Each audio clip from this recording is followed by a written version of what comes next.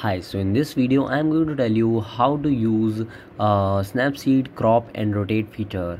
So first you need to open your Snapseed application, then import any photo that you want to edit or do something with it. So you can just click on tools and click on crop. To crop the photo, you can just click on free and just crop this photo and crop this photo as you like. Okay, you have various options as well, so you can just crop in that ratios. I suggest you to crop free. Okay, so you can adjust as you like. So you can just click on right and go to tools again and click on rotation. Rotate, this is a tool to rotate your photo. If you want to rotate your photo, so you can just click on this and rotate your photo, and you can just invert this photo as well. Okay, so this tool is very useful. So here you so this is how you can use this tool.